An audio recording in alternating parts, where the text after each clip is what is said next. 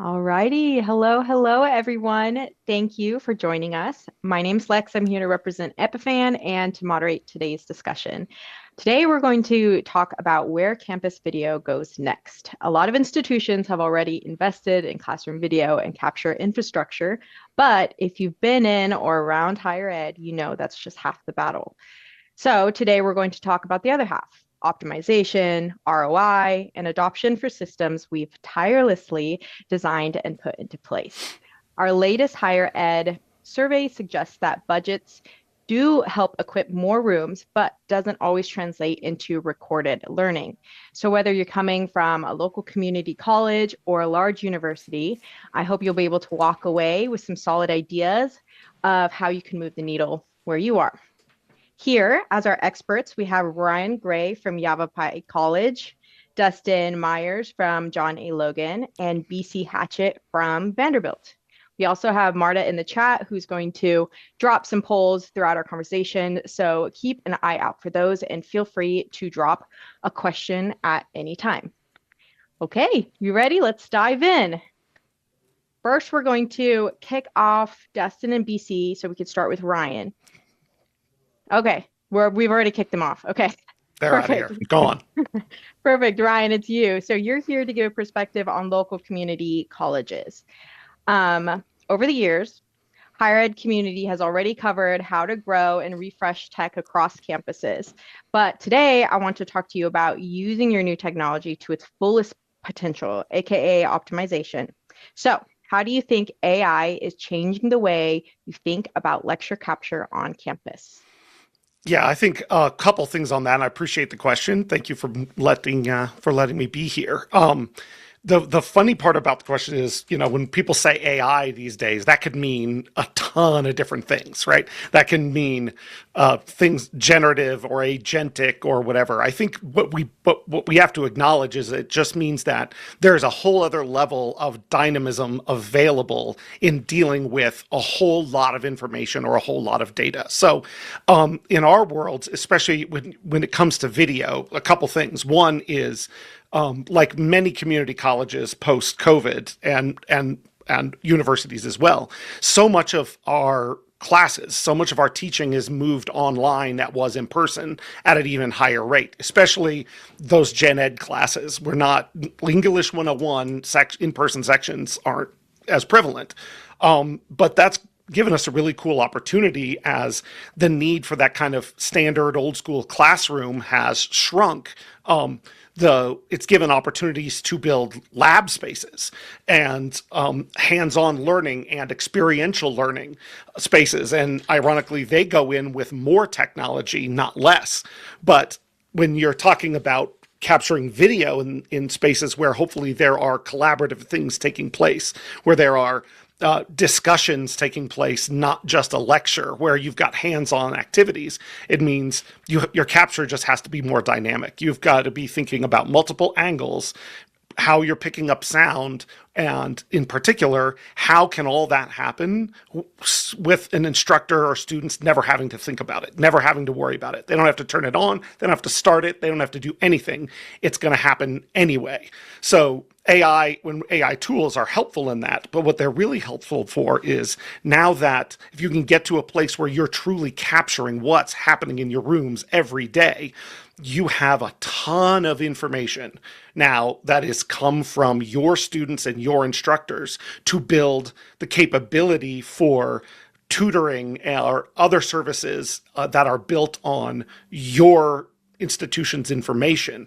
And people feel so much more secure about that than they do, what could this thing be feeding me from the internet? And then the other Yeah. thing that's valuable on that front is that now AI is a huge leveler for learning types. So if I'm a visual spatial learning type person, AI can create images and graphs for me out of lecture material. So capturing that idea of capturing everything you can to give your institution the ability to leverage AI for students in so that they can learn in their own way, I think is kind of moved us well past what has been traditionally just sort of lecture capture. Good points. So what you're saying is when we're like when what you're looking at when you're talking about fully leveraging capture, it's not just the recording, but it's all everything you can do with the recording and what can come from it. Absolutely, right? I think the a student watching a recording of a class that they missed is 10% of what all the possibilities become of having Mm. your in-person things captured. We know online courses, asynchronous courses are. They all take place in your LMS, right? Ours all take place in Canvas. All that's captured, all that's there. But the things happening in person that are time bound are stuck in that time boundedness unless we pick them up and capture them. And the other Hmm. part of that that's really important, especially at community colleges, where yes, we have traditional age students, but we have so many students that are retraining. They're older, they're getting degrees later in life, and they're working parents, right? They're living the same crazy life as anybody else. So if you've got a class an in-person class that you miss because your child was sick, we don't want to tie your learning to that very specific place and time, and it brings way more flexibility to synchronous learning for students who learn better that way. And it can make synchronous learning start to move towards the flexibility of online asynchronous learning in a way that without that sort of capture you just wouldn't be able to do.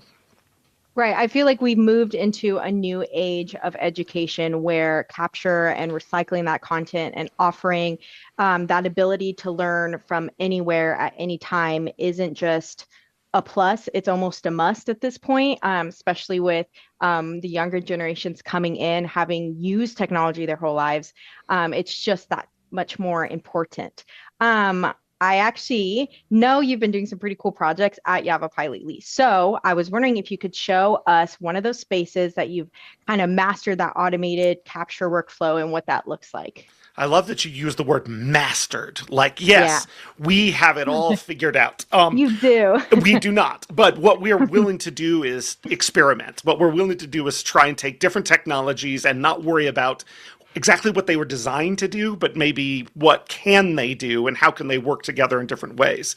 So in this new building that we just opened, every space in there is designed with kind of two paradigms in mind. First is varying levels of user interaction. Almost every one of them, including multi-camera TV studio, is basically a zero touch thing. You can literally walk in, hit one button, and have a multi camera show recorded for you.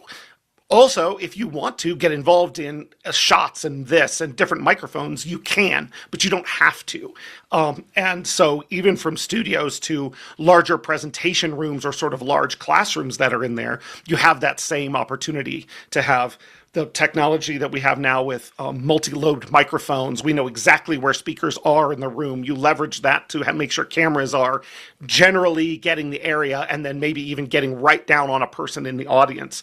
We can do cross-room voice lift with microphones, so there's no more running the microphone back to somebody. Everybody can be heard everywhere in the room all the time. And all of that is picked up for transcription. It's picked up for listening assistance. It's picked up for captioning and other things like that. That clip that's gone back and forth a couple times there where it's me and then the college president talking at that ribbon opening. The front of that lectern is a display, and it's a display because we want to have captions right there so that if you Oh. are in that room and you're reading captions, you don't have to look at a side monitor or your phone or some other thing. You can still be looking right at the presenter as if they were on YouTube and the captions were right there for you, and bring that into a real, physical space as well. So, there's a lot to be excited about in it. It is a challenge to move all the right signals to the right place, and in our world too, have all of that capability be fully bring your own device capable. So a user also can walk up to that podium, plug in their own laptop, and all of those capabilities without them having to worry about configuring, hitting a preset or anything are available to them. Then, of course, if they want to get more in the weeds, people are welcome to, and there's people who will train them on doing it, but you don't have to really know anything about the technology to be able to bring its benefit to your audience and to the people on a, say, Farside call, or to future people who will be watching that video. I love that. It's always a fine balance of being able to bring the newest technology and to keep up with the times, but then also be able to meet the faculty where they are, and so that they have the ability to keep it as simple as possible, or create bigger productions that might just further enhance their curriculum. I would love to talk about this even more, but we need to move on to our next guest. So I'm going to send you to Siberia and bring out Dustin Myers. Good Hello, afternoon. Dustin. How Good you doing? afternoon. I'm doing great. I love your Hetma slash Epiphan green polo. It's Well, my yeah, favorite. I need an Epiphan logo. Can you hook me up with Yeah, that? well, I'll get you one. I'll get you one. It's one of our favorite polos here on the team. Okay, let's get started. So we have Dustin here. He's here to represent our smaller higher ed institutions. We'll jump right in. What does it take to make a strong case for investing in campus video? Well, at a smaller institution, the big mistake is just pitching like your video as a standalone technology. You just have that's not how decisions are made when resources are really tight. Leadership really cares about outcomes, your student success, your retention, accessibility, risk. So that's been our approach at John A. We reframed the conversation completely different. Instead of saying we need lecture capture, we said, here's how we support students who will miss class. Here's how we improve comprehension through content review. Here's how we're ensuring that we're meeting compliance for our nursing and allied health programs. From there, it became more about alignment. You have to bring in multiple stakeholders, academics, IT, campus safety, all as a whole really started developing how we're going to do stuff. You know, the other key piece is being very intentional about, demonstrating value. At small schools, every dollar is scrutinized, especially more so at state schools. So you have Hmm. to show both immediate impact and long-term returns. That might be improved student performance, reduce faculty workload, reusability, uh, documentation, record retention. Ultimately, the stronger case is where leadership sees that it isn't just a technology purchase; it's an investment in the future. Yeah, so you're solution focused and you're anticipating problems that you can solve now, and problems that you can solve, or you anticipate coming that you could solve going forward. So it's not just the answer right now, but it continues to be the answer. I remember talking to you about how, and you kind of mentioned it briefly here, but how you got buy-in by creating a workflow that created that included lecture capture and campus safety, which I absolutely love. I think it's a great idea. I was trying to do something similar at USC. So kudos to you for figuring out how to do that. Can you walk us through how you made that happen a little bit more? Yeah. So a couple of years ago, we our campus sits right next to a mental health facility.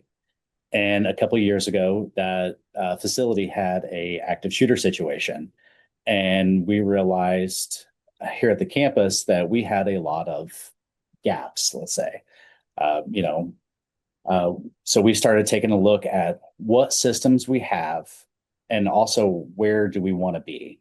We didn't have great emergency alert systems. Our PA system wasn't the greatest. We didn't have door access controls really in place. So we started taking a big holistic approach to everything. And one of the things I was looking at is, in our classrooms, I have all of this technology. I have cameras, I have microphones, I have recording devices, I have the control systems. What can I do to leverage this system and or add some small pieces? Whenever you guys launched the Nexus at ISC a couple years ago, I was watching that webinar and I, had an epiphany. I yelled across the office complex here at one of my techs and I said, I have this crazy off the wall idea. And I immediately I sent an email to Ron and said, Ron, I need to schedule a meeting with you. I have an idea. I don't know if it's possible.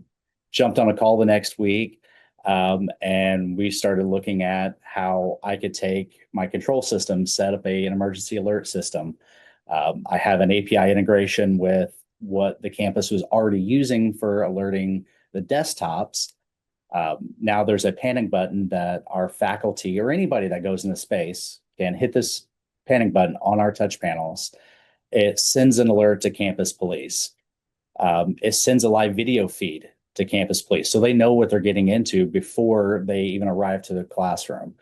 It also initiates a recording of what's happening, video, audio, so then we have that for legal purposes. It's really helped get buy-in from, our campus police love it, faculty love it because they feel more safe. Students feel more safe. It also, the trigger doesn't alert anybody that something's actually happened. So it's not escalating a situation until police arrive. I love that. And then hopefully, since you've gotten so much buy-in from different departments, you can are you able to kind of combine budgets to help with the refreshes? Yeah. Nice. Yeah. So with, the tight budgets of higher education, we were able to take and look at, I'm buying all this technology and it's coming out of academic funds or it's coming from this grant. Well, there's tons and tons of safety money.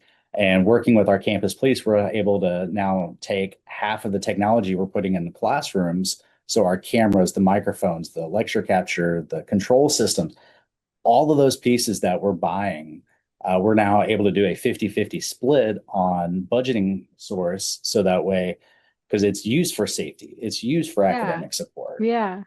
Absolutely love that. That is a great example of working smarter, not harder, and also a great example of how useful it is to have panels and discussions like this, and even like the HETMA community to be able to share these solutions you found out so that other universities can gather those ideas and learn from them and be able to hopefully implement it there.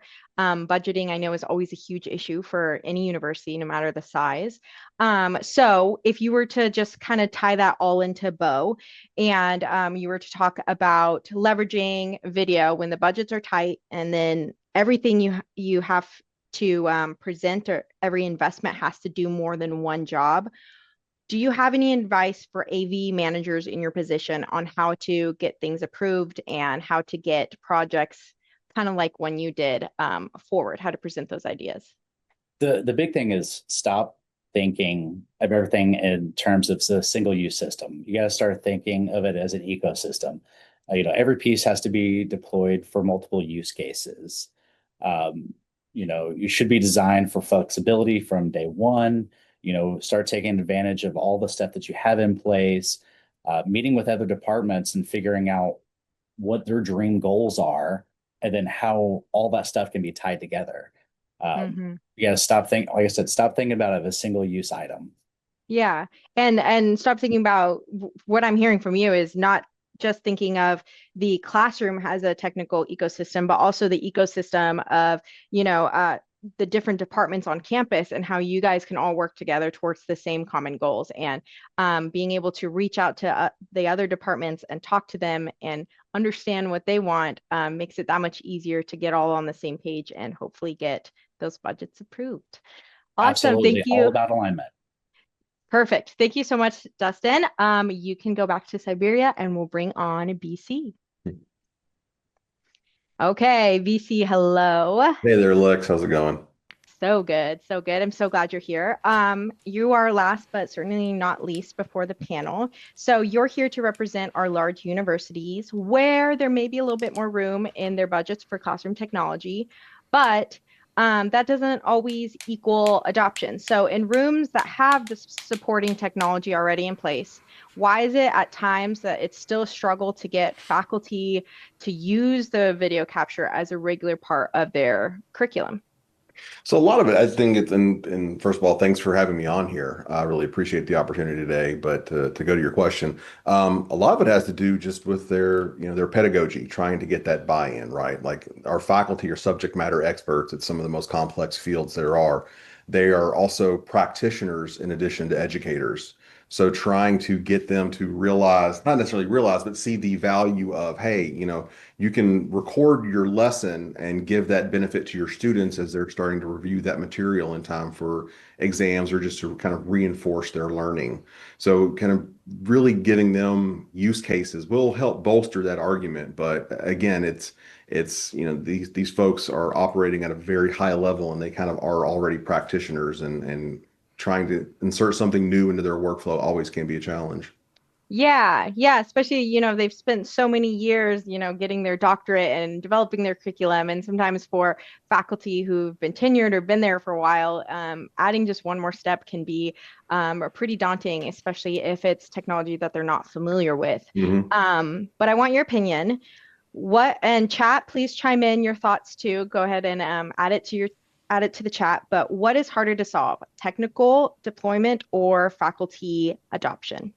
Faculty adoption, 10 out of 10 times. The technical part's always easy. Like that Yeah. part we've got down pretty pat. It's just kind of getting that buy-in. And anytime you try to evolve the system, right? Like we made the jump from using HDMI in our classrooms to all USB-C Hmm. for guest connections, right? Just as a quick hit. Um, we did get a little bit of pushback on that, mostly because there's just that comfort level. And you see the same thing anytime something Yeah. evolves. There's that comfort level of, hey, I'm used to using this. I've used it for years. Why would I want to change? Right? It's Hmm. I'm familiar with it. Things work.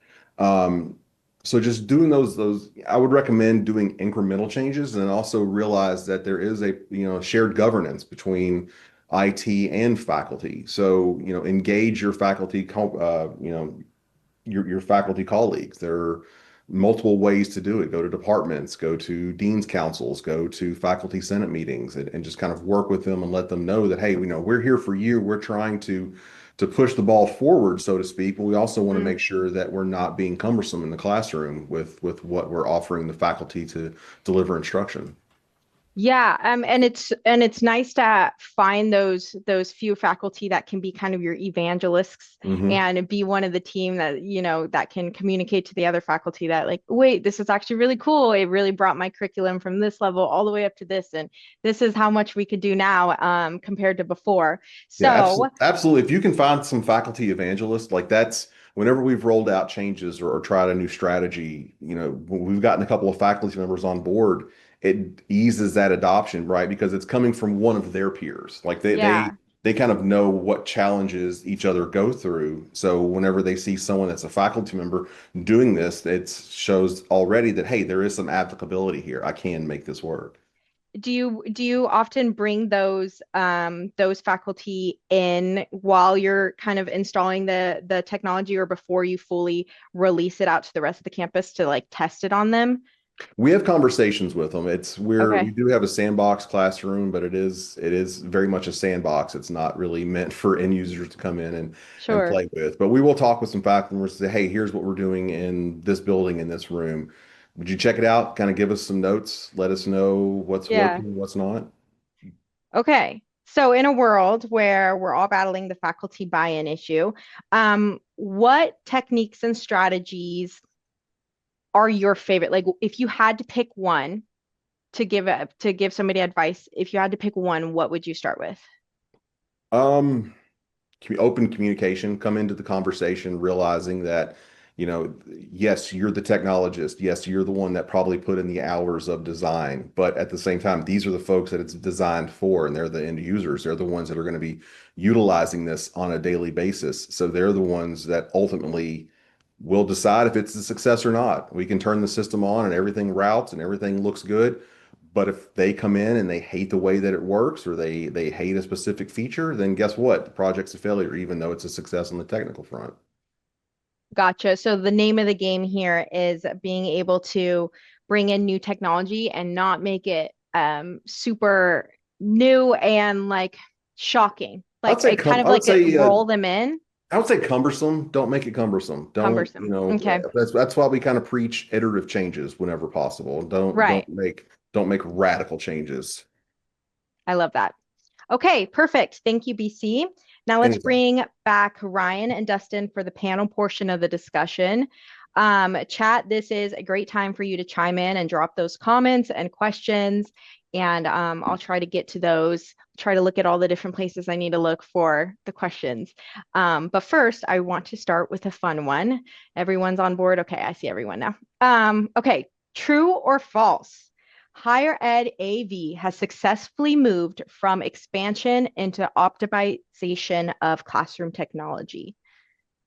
That is a loaded question. What do you mean by It optimization? it feels like one of Joe Way's sentences that has all the words. I know. I was like, there's too many. I put too many zinger words in there. Okay, so true or false? I'll try to reword it. True or false? Higher ed has successfully moved from just expanding technology into the all rooms to not focusing on expansion and now focusing on how much we can use that technology. Did that make more sense? I would say true. I would say most technologists and most managers these days are kind of like what Dustin was saying, looking at it from an ecosphere as opposed to just trying to fill an isolated need here and there. Okay. Dustin, Ryan, what do you think? I mean, based on what I said, yeah, I completely agree with that. I I mean, agree you with have to. myself. Yeah. Yeah. Yeah, I think it's interesting. So, have we successfully finished expansion and moved to optimization? I think probably the three of us are in places where we've been able to do a lot of that. That's not the conversation we have with a lot of colleagues, right? That's not the case. So I think that is still a pretty hit and miss thing, right? I think there's still a lot of higher education classrooms and things that have a computer and a webcam, you know what I'm saying? Okay. And they're doing what they can. But I think the optimization question is interesting because we can only take it so far, and it's the optimization of teaching and learning strategies has to go along with it, right? So that if institutions are trying to still do what the German school system of the 1850s that we've been following in the United States, if they're doubling down in this age of technology on maintaining that, then there is no possibility to optimize. I think it's truly where technology can push people forward and people can help us push technology forward. But as long as both aren't online, you're going to struggle to meet the adoption sort of things that you were talking about before. Okay.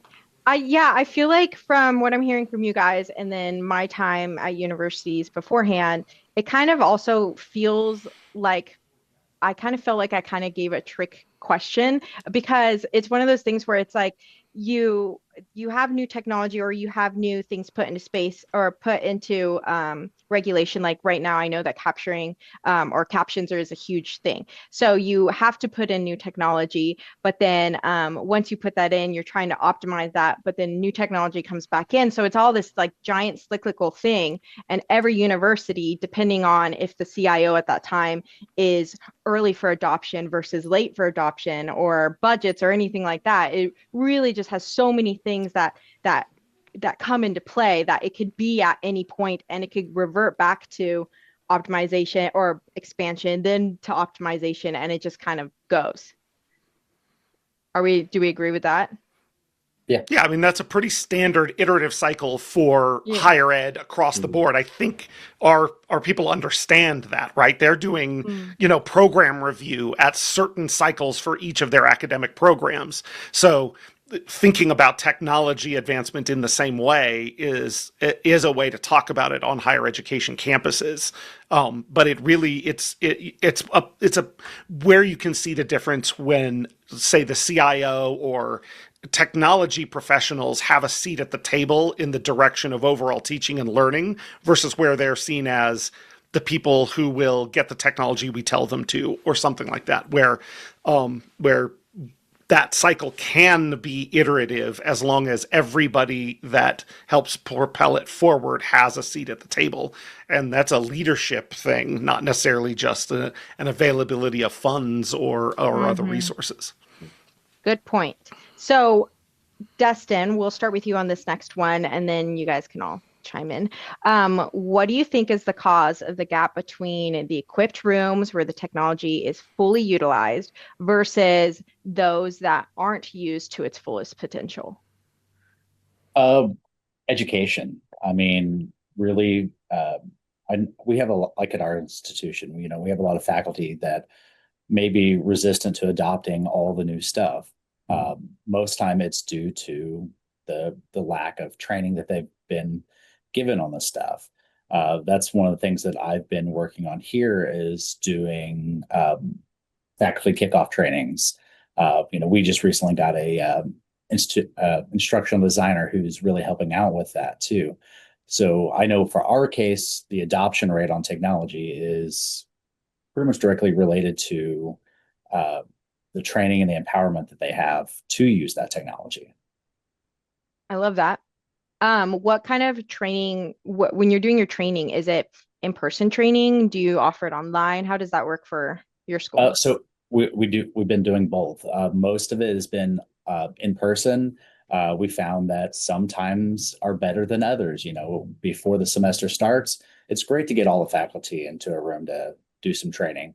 As the semester goes, it's very hit and miss. So we've started doing more using the lecture capture stuff that we have in the classroom. We're able to actually record those sessions and then offer those, put those up in the LMS so that they have that anytime that they want to go and look at it. I love it. Meeting them where they are. BC, Ryan, any thoughts on that?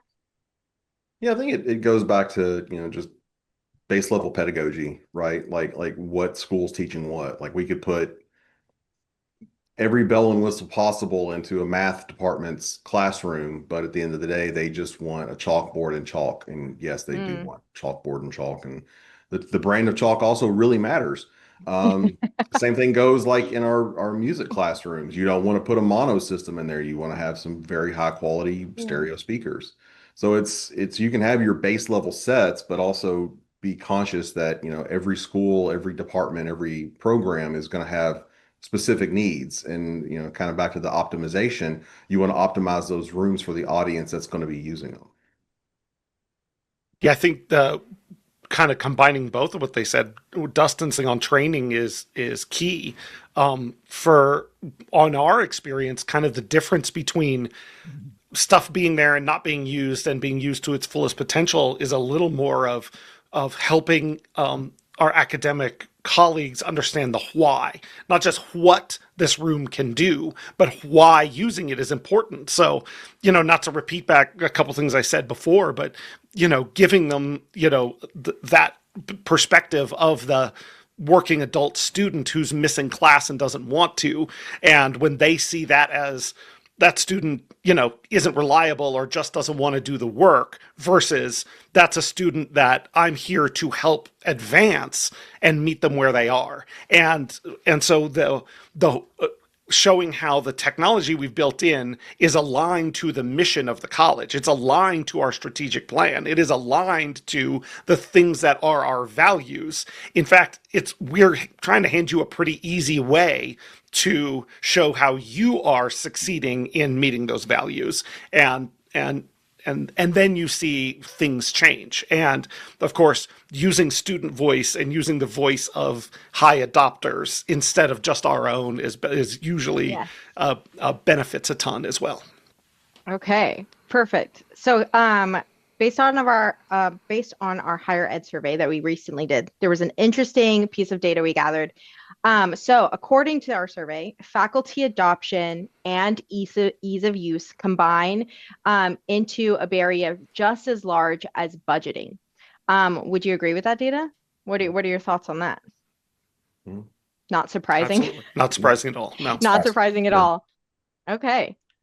So if budget lends itself to more updated classroom technology, but doesn't always lend itself to higher adoption rates, what should institutions focus on to get that utilization rates up? I don't want to dominate. I'll always You start could talking. dominate. I know. I'm sorry. I get a lot. Go for it. So first is ease of use and ease of use from your true user's point of view. In fact, ease of use, don't pick the same ones that are always good at giving you feedback. You have to find the detractors and have them give feedback, and things that make a lot of sense to us don't make sense to them. It's why we are pushing as hard as we can in every place for there to be as close to zero touch as possible. So that things that can be automated then can just happen rather than people having to be involved in them. But also, and again, I guess I'm answering it the same way. It is, I spend a lot of time with our provost in our academic leadership meetings on our academic master plan to make sure that this adoption is part of that same conversation, so that now we're at a point where, as we're looking at new programs to bring on, their plans for use of available technology is part of the metric of what will or may not be adopted, if that makes sense. So it's not a technology problem, it's a human problem. It is helping your institution as a whole understand and come alongside in terms of how the physical things that we've put in the room help make us closer to what we say we want to be. I know for us too, like we meet a lot with the department chairs. Any new technology we're going to put in a classroom, I have a sandbox room just next to my office here that we meet with the department chairs, figuring out what they want, and they also bring in teachers that are professors that are going to come in and use the technology, trying to figure out, can they use it? If it's something that they can't use, we're not going to adopt it. So the usability is such a big key, but also getting that buy-in early on before you invest tons of money in something that's just going to sit there. So actually, that brings me to a great audience question. So I know we kind of briefly touched on this, but I think we're looking for more specifics. So when you're driving that implementation at the various institutions, how are you getting collaboration to happen across departments? I feel like that's always easier said than done. For us, I always set up committee meetings. Anytime like new construction projects, we have all the parties involved already there at those meetings. So I took that approach to any classroom design. We know what departments are using those spaces. So we're meeting with all of the stakeholders involved. We're meeting with academics, the provost, the faculty, safety, everybody that's going to be using the space to figure out best use of it and getting that buy-in, getting the meetings. Also our student senate gets involved. We do surveys. Yeah, it's just having those conversations, knowing who the relevant players are, depending on what you're doing. Like large construction, that's probably going to go through your planning, design, and construction teams. If it's a departmental space, you're going to be working up through a department chair or maybe even an associate dean. So if it's, just kind of knowing who to bring in and when, because, you've also got to be strategic on who you do bring in, because I've seen projects suffer death by 1,000 cuts because everybody wanted to have a say in it. So just kind of being cognizant of who needs to be where and say what. Being strategic. How are you guys addressing the cybersecurity concerns when you're getting like more of that content out there, when we're recording, streaming, recycling the content, like Ryan said? How are you guys dealing with that? Yeah, if on our side is, we have invited our cybersecurity experts into everything that we do. There's one of the, there's positives and negatives about AV teams being part of central IT departments. You know what I'm saying? And though that can be debated for a long time, but what it means is, it is one and the same. So, they understand AV over IP. Our infrastructure teams understand what it is, and bring it in to their sphere so that they, of course, are involved. But on the flip side, it means, our AV professionals also have to be IT professionals. They have to be certified and understand the requirements and the best practices, so that when things are being built, or particularly workflows and moving data from one place to another, if it's going from a recorder to a file, it's going from Zoom to Panopto and then being made available somewhere, that you're putting the same critical eye on those automated processes that your security people are going to when they look at it from the beginning, and not just seeing it as something that we have to do, but taking pride in it, right? The number one thing that's going to kill adoption of this sort of thing is if it leads to a breach or some incident where things that shouldn't be publicly known or shouldn't be shared did get shared. It's a way we care for, and try to answer your question from before about adoption, is make sure that people feel safe using these systems and feel secure in knowing where it will go and where it won't, what it will be used for and what it won't be used for. Anytime we try to look to introduce anything new in our ecosphere, first calls go to our network operations team. Hey, is this going to break anything on the network? And B, to our cybersecurity team. Like, that's a nightmare, right? Like, you don't want to get that phone call the next morning when you get in, and oh, by the way, this device got compromised and somebody got in, and now everything that we never wanted to have out in the open is now out in the open. So congratulations, start filling out that resume. You just kind of talking about cross-departmental communication for projects. You've got to have that internal communication as well with the relevant IT stakeholders. Yeah. Yeah. So it's not just about training with the technology, but it's that education portion too on what you guys decided when you brought in, those different teams to make sure everything was secure. Okay, next question from the audience. Can you quantify the impact implementing this kind of walk-in push a button system has had on support? One of the most difficult issues we have is the tech burden in some of our larger rooms where it requires an AV tech to assist in person. So I will say, go ahead, Justin. BC. Okay. I don't have the hard numbers in front of me, but I can give some anecdotally, when we were looking to move away from an HDMI connection in our classrooms, because we would have to have an adapter if someone didn't have a USB-A and HDMI. We were finding oftentimes people weren't plugging in the cables into the adapter, and it was causing problems. So we took, I think it was like 5 rooms, and said we're going to pull HDMI out, USB-C, everything into one connection. And that has we saw almost immediately the support tickets for those 5 spaces went down. People were just able to use it. Conversely, I've got one of my team members, he kind of took it upon himself to rewire a room so everything runs through, one device for just a single button on our touch panel. And it's we're having a pretty good success rate on that as well. So just kind of lowering that barrier to entry, so to speak, as doing those low touch, no touch deployments makes it easier for everybody.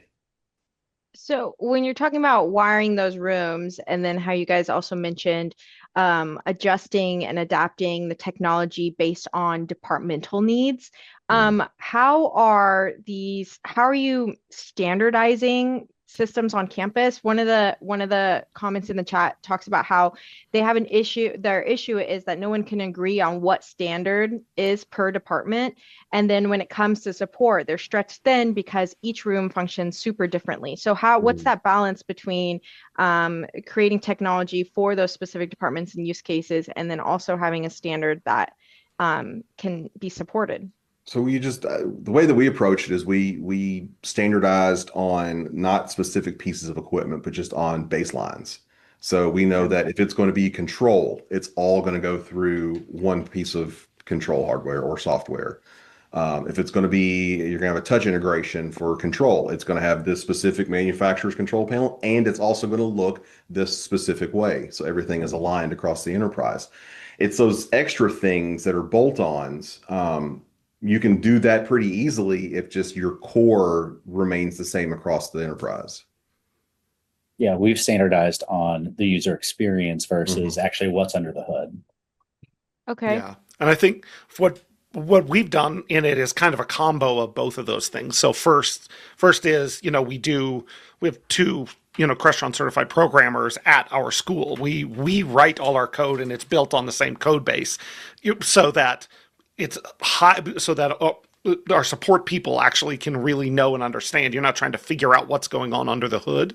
And then when it comes to classrooms and now even lab systems, we treat it a little like a construction bid would be, which is like, there's the baseline, here's our GMP, and then here are the add alternates you can put on. But it's all, you don't have to rip out any one to add another one in, right? It's built that way from the ground up. So it's not fully customizable by department or by classroom. There's a menu to choose from, but you can move up or down that scale even after a system's in.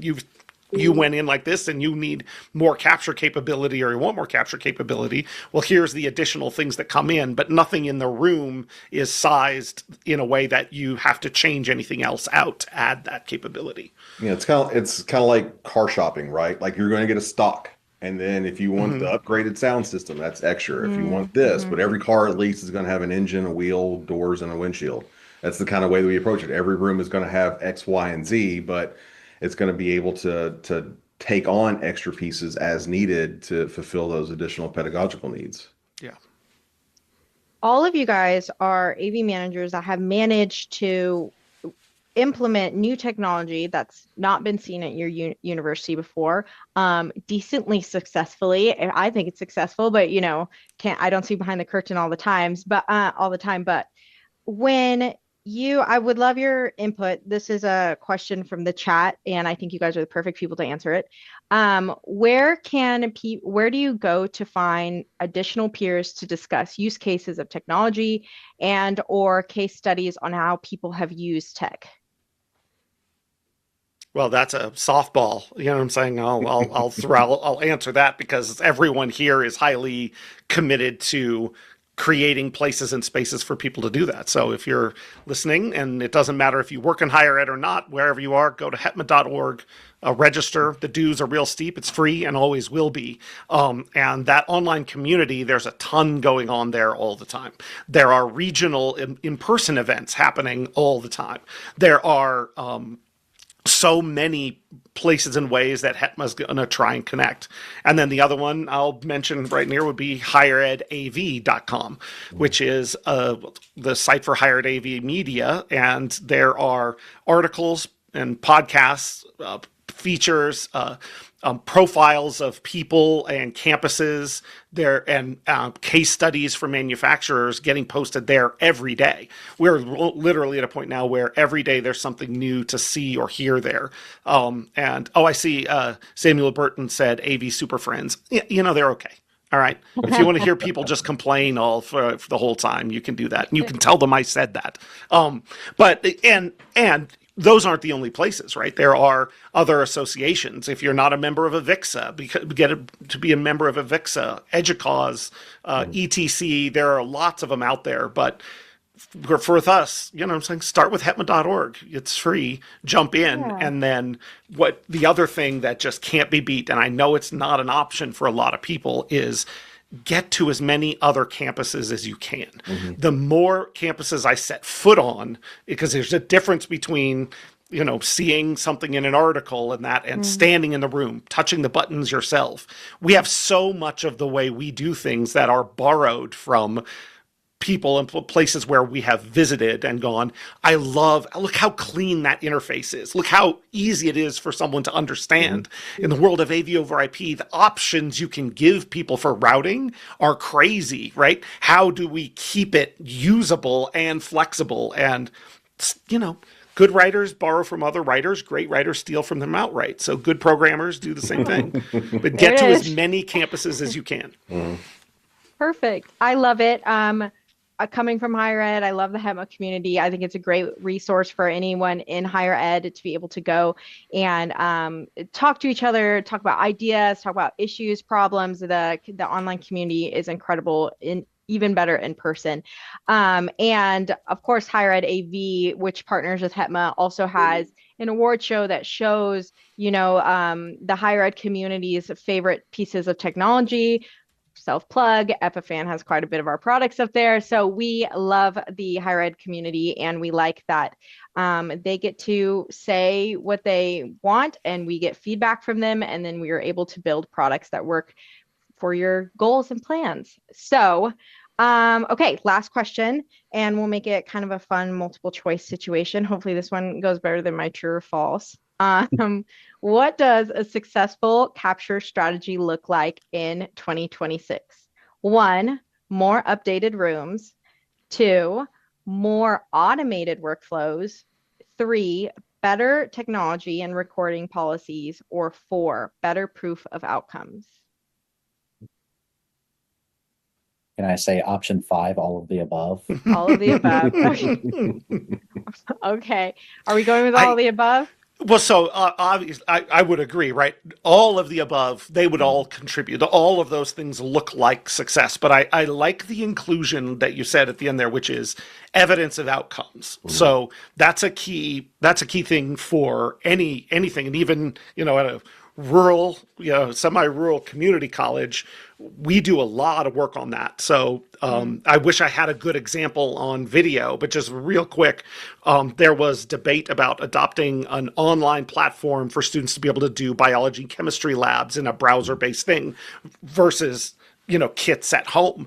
And everyone had their opinion, and faculty thought this, and that. Well, a member of my team ran, we had piloted this. We set it up in some sections, not other ones. And he ran a 3-year regression study on the actual outcomes and student achievements, all using the same thing. And what it showed was that actually this online platform narrowed the gap between in-person and online biology students, but actually that the bigger difference was whether they had a full-time faculty or adjunct faculty, regardless of whether they were online or not. So all of a sudden, the debate about whether we were going to adopt the new technology went away, and we actually got focused on the right thing for moving adoption. So it's not easy, but definitely that gathering actual data and being able to show, especially when it comes from your campus and your students, things that came from somewhere else. Everyone's place is special, right? Everyone thinks their own place is unique.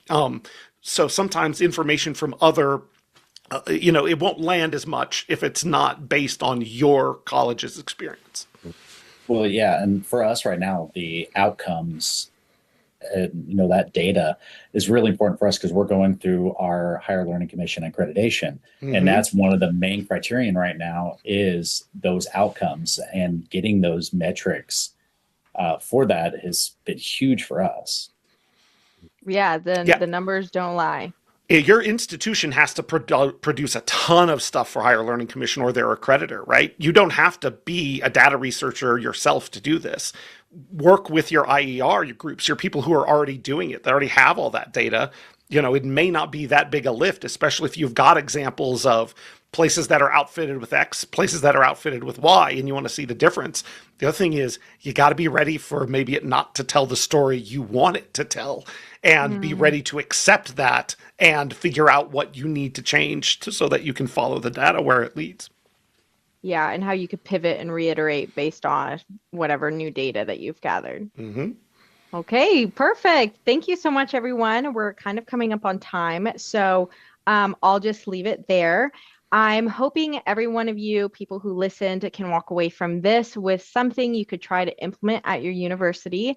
If you'd like to chat more with our esteemed guests, feel free to search up their names on LinkedIn, or you can reach out to me, and I'd love to connect you guys, and also the HETMA community, everything like that. I'm sure Ryan, BC, or Dustin would love to talk to you guys. And if you want to see more of the data we gathered from our latest higher ed survey, congratulations. By attending this panel, you are already on the list. But if you would like a colleague added to the list, go ahead and drop their emails in the chat, and we'll make sure to add them. As a reminder, Epifan will be at NAB and InfoComm, so please come visit us. For NAB, we'll be in West Hall W1860, I believe, and I'm sure There will be some bright Epiphan green, so you won't miss us. Very similar to Dustin's polo. And last but certainly not least, please reach out if you would like to chat more about what Capture could look like on your campus. Thank you so much, everyone.